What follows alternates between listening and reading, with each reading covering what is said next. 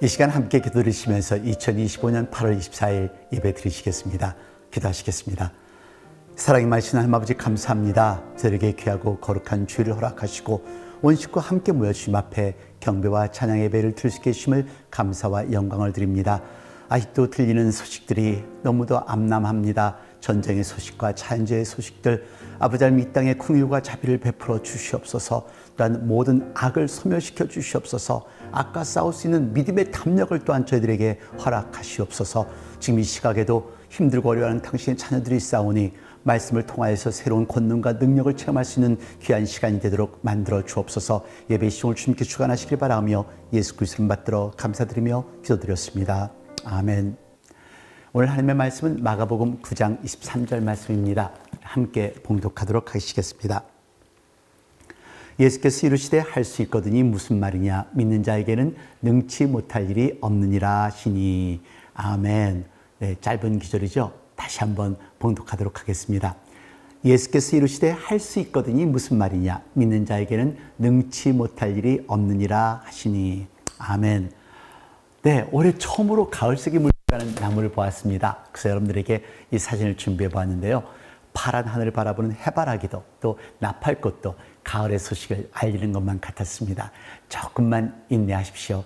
아름다운 가을이 바로 우리 곁에 다가오고 있다는 사실을 생각하시면서요. 혹시 무릎이 아프신 분 있으세요? 관절이 아프기 시작하면 노화 현상이라고 하기도 하는데요. 저희 어머니도 무릎 때문에 많은 고생을 하셨습니다. 그런데 여러분, 오늘 이 연구를 잘 들어보세요. 믿음이 삶을 바꾼다는 소리 들어보셨죠? 현대의학에서도 이것을 증명해주고 있는 연구가 있었습니다. 미국에서 실제로 진행된 이 연구는 2002년 뉴 잉글랜드 저널 오브 메디슨에 발표된 무릎 관절염 관련 임상시험입니다. 이 연구팀은 퇴행성 무릎 관절염 환자 180명을 모집해서 세 그룹으로 나누었습니다. 실제 수술하는 사람들, 상처를 씻어낸 사람들, 그리고 수술한 것처럼 찢었다 꼬맨 사람들입니다. 무릎 관절경 제거술 그룹은 실제로 무릎을 교체한 그룹입니다. 관절 세척술 그룹은 무릎의 고름을 씻어내는 수술입니다. 그리고 마지막 한 그룹은 피부만 절개했지 아무 치료도 하지 않고 다시 봉합만 시행한 그룹입니다. 환자와 의료진 모두 수술 여부를 알 수 없게 설계되어 결과를 최대한으로 객관적으로 평가할 수 있도록 연구한 것인데요. 이를 일컬어 이중맹검이라고 합니다. 맹검, 보지 못한다는 거죠. 환자나 의료진이나 누가 누구를 수술했는지 모르게 한 것입니다. 자, 결과는 어땠을까요? 연구 결과는 정말로 놀라운 결과였습니다. 수술을 받은 집단과 가짜 수술을 받은 집단 모두에서 통증 감소와 일상생활 기능 향상이 비슷하게 나타났다는 것입니다. 다시 말씀드릴게요. 실제 수술을 하지 않은 가짜 수술 환자들도 통증이 줄고 걷는 것이 쉬워졌다는 것입니다. 결론은요, 두 집단 사이에 통계적으로 의미 있는 차이는 없었습니다. 이러한 결과는 무릎 관절경 수술이 실제로 퇴행성 관절염 증상을 완화하는데 별다른 효과가 없으며 환자가 경험하는 호전의 상당 부분이 플라시보 효과 때문인 것을 나타냈는데요. 즉, 이 연구는 환자가 수술을 받았다는 믿음 자체가 증상 호전에 중요한 역할을 할 수 있음을 보여준 것입니다. 이로 인해 미국 내에서도요, 불표로 한 무릎 관절경 수술에 대한 논란과 비판이 일어나기도 했었는데요. 어떻게 이런 결과가 나왔을까 의아스럽지 않으세요?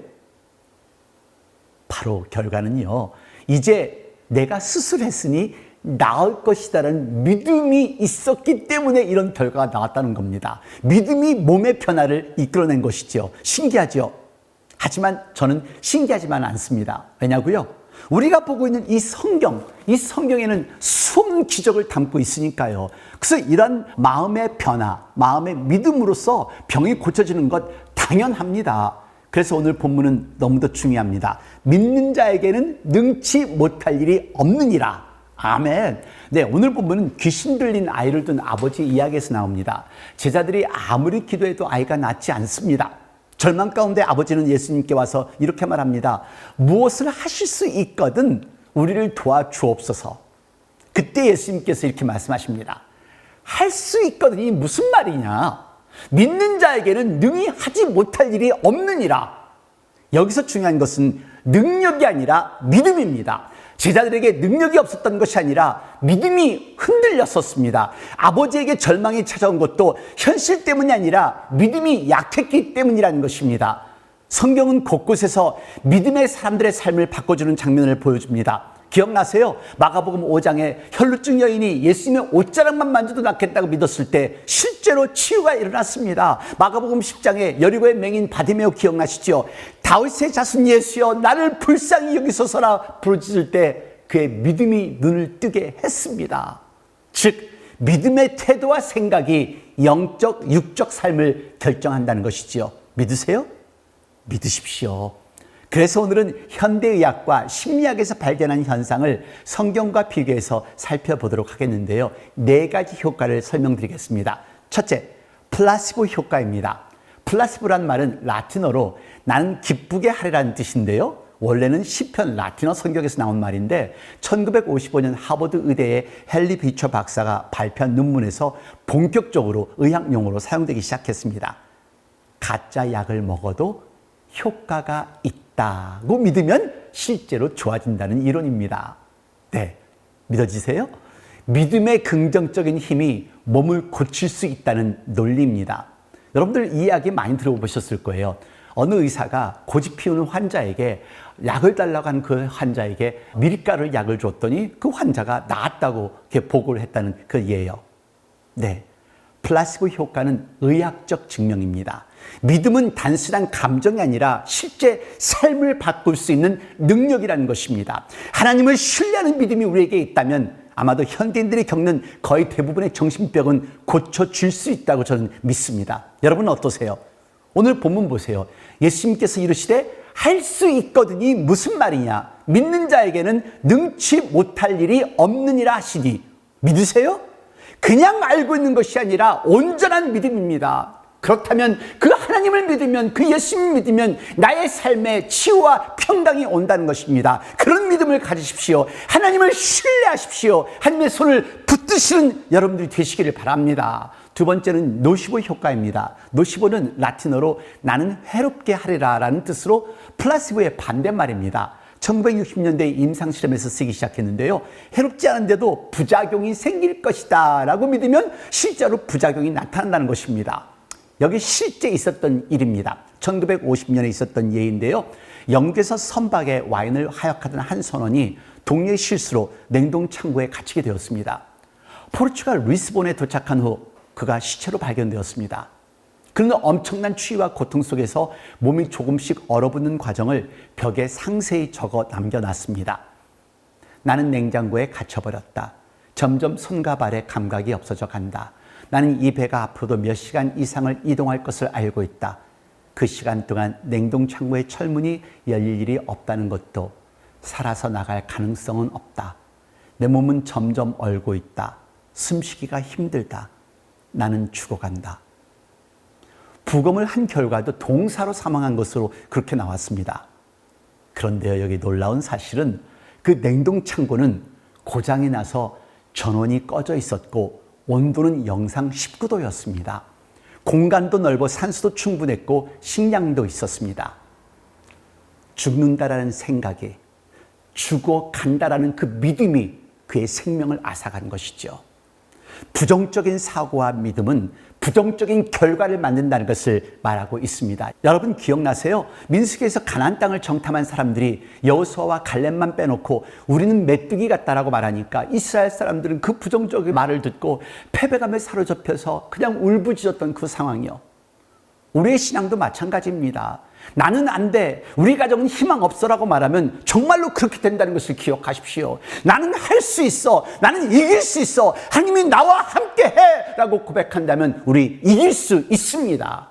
당신의 부정적인 생각과 믿음이 당신과 당신의 가정을 죽어가고 하게 있지는 않은지 점검해 보시기를 바랍니다. 부정적인 분은 평생 부정적으로 살아갑니다. 세 번째, 뮌하우젠 증후군입니다. 뮌하우젠은 18세기 독일의 한 남자 이름입니다. 허풍과 거짓으로 모험담을 꾸며낸 사람으로 유명했던 사람인데요. 1951년 영국 정신과 의사 리차드 애셔가 병을 꾸며내는 환자들을 묘사하며 처음 이 이름을 붙였습니다. 실제로 아프지 않은데 병든 것처럼 꾸며 관심을 받으려는 심리적 장애입니다. 교회에서 막 그런 분들 많이 보시죠. 난 죽을 것 같아요. 나 병이 많아요. 기도해 주세요. 근데 실제로 보면은 사람들의 관심과 동정을 얻고 싶은 마음에서 그런 이야기를 하는 분들이 있습니다. 성경에 보면 아나니아와 삽비라를 보십시오. 그들은 땅을 팔아 일부만 바치면서 전부인 것처럼 꾸몄습니다. 하지만 하나님은 이 모든 것들을 알고 계신다는 것을 기억하십시오. 사무엘상 16장 10절을 통하여서 사람들의 중심을 본다는 것을 여러분 기억하십시오. 신앙은 쇼가 아닙니다. 진실함이 없으면 그 신앙은 무너지고 맙니다. 하나님은 겉이 아니라 속, 외모가 아니라 마음을 보신다는 것을 기억하십시오. 당신의 신앙은 당신이 압니다. 그리고 하나님이 아신다는 것을 기억하십시오. 위선적인 신앙일지 형식적인 신앙일지 당신은 뮌하우제 증후군 신앙인지 점검해 보시기를 바랍니다. 마지막으로 네 번째는 하이포콘드리아 증후군입니다. 쉽게 말하면 건강염려증이라고 말할 수 있는데요. 하이포콘드리아는 그리스어로 갈비뼈 아래라는 뜻입니다. 원래는 고대 의사 히포크라테스가 소화불량, 불안을 설명할 때 사용했는데요. 시간이 지나면서 건강에 대한 과도한 걱정을 뜻하는 정신의학 용어가 되었습니다. 큰 병이 없음에도 늘 혹시 나는 큰 병 걸린 것 아닐까? 혹시 나는 죽는 병이 아닐까? 하며 불안해하는 상태입니다. 신앙적으로는 늘 걱정에 붙잡혀 하나님의 돌보심을 믿지 못하는 그러한 모습이죠. 실패하면 어쩌지? 하나님이 나를 안 도우시면 어쩌지? 그렇게 불안해하는 그 모습. 그래서 예수님께서 말씀하십니다. 마태복음 6장 31절과 30절 말씀을 통하여서 무엇을 먹을까 무엇을 입을까 염려하지 말라. 너의 천부께서 너의 필요를 아신다. 여러분, 믿음이란 것은 불필요한 염려를 내려놓는 것입니다. 우리 믿는 사람의 구원은 죽으면 죽으리라, 그러면 살리라. 천국에서 영생 복락하잖아요. 우리 천국이 있잖아요. 우리 영생이 있잖아요. 믿으세요? 믿으시기를 바랍니다. 몇 년 전 저에게서 실제 있었던 일입니다. 지금은 한국으로 돌아가셨는데요. 한 집사님이 저를 찾아왔습니다. 의사 두 분을 만났는데 유방암이래요. 목사님 기도해 주세요. 아이들 둘 때문에 눈을 감을 수가 없어요. 그렇죠. 누구나 그런 진단을 받았다면 세상이 무너지는 것 같았을 거예요. 그래서 같이 기도하고 그 말씀을 드렸습니다. 일단 의사들의 지시를 잘 따르시고 그런 마음을 편하게 가지세요. 하나님께서 고쳐주실 것을 믿고 또 기도하세요. 저도 기도 많이 했습니다. 2달 정도 있다가 그 집사님이 전화가 왔습니다. 아주 흥분된 목소리였어요. 목사님, 수술 준비하려고 검사하는데 암이 아니래요. 와우, 정말 잘 됐죠? 근데 그 주일에 오셨습니다. 그러고서 말씀하시기를, 목사님, 저 앞에 두 의사를 고소할까 봐요. 어떻게 암으로 오진할 수 있을까요? 그 말을 들으면서 속으로는 참으로 한심하다는 생각을 해보았습니다. 그럴까요? 왜 하나님이 고쳐주셨다는 생각을 안 하는 걸까요, 사람들은? 그래서 그 집사님에게 답을 했습니다. 집사님, 감사하세요. 하나님이 고쳐주신 것은 믿지 못하세요? 그러자, 그렇네요. 네, 이것이 사람입니다. 어려움에 부닥치면 매달리다가 어려움이 해결되면 하나님이 해주신 것을 잊어버립니다. 믿음이 병을 만드는 것이 아니라 믿음이 병을 이기게 한다는 것을 기억하십시오. 세상 의학도 믿음의 힘을 인정합니다. 그러나 우리는 단순히 심리적 믿음이 아니라 살아계신 하나님을 향한 믿음을 붙들어야 된다는 것을 기억하십시오. 플라시보 같은 믿음으로 하나님의 은혜를 경험하시기를 바랍니다. 노시보 같은 부정적 불신앙도 버리고 뮌하우젠 같은 거짓 신앙도 버리고 하이포콘드리아 같은 불필요한 염려도 버리고 하나님 아버지를 신뢰하며 나아가시는 저와 여러분이 되기를 바랍니다. 믿는 자에게는 능치 못할 일이 없느니라. 아멘. 아멘. 기도하겠습니다. 사랑이 많으신 하나님 아버지, 감사합니다. 저희들에게 예수님을 허락하신 것을요, 저희들 한 것이 아무것도 없는데 우리 예수님만 영접하면, 그 믿음만 가지면 저희들 천국 가고 영생을 간다는 것을 알면서도 순간순간 잊어버리면서 방황하고 좌절하고 포기할 때가 많이 있습니다. 아버지 하나님, 오늘 다시 한번 결심합니다. 이제 하나님의 손 놓지 않고 하나님께서 우리를 붙들어 주신다는, 하나님께서 주시는 능력과 권능을 믿고 살아가는 아들, 딸이 되기를 결심합니다. 하나님, 이 손 놓지 않도록 저희들 매일매일 하나님만 생각하며 말씀을 생각하며 기도하며 살아가는 저희들이 되도록 만들어 주시옵소서. 지금 이 시간은 우리 주 예수 그리스도의 은혜와 아버지 하나님의 놀라우신 사랑과 성령의 무한하신 교통하심이 이제 하나님을 온전히 신뢰하며 살아가겠다고 결심하는 당신의 귀한 사랑을 아들, 딸 머리 위에, 가정 위에, 직장 위에, 저희들의 교회와 저희들이 살고 있는 나라들과 지금 이 시각에도 환자들을 돌보는 모든 의료진들과 전 세계 곳곳에서 하나님의 말씀을 전하는 목사님과 선교사님들, 자유와 평화를 위해 싸우고 있는 병사들 머리 위에 영원토록 함께 하시옵소서. 아멘.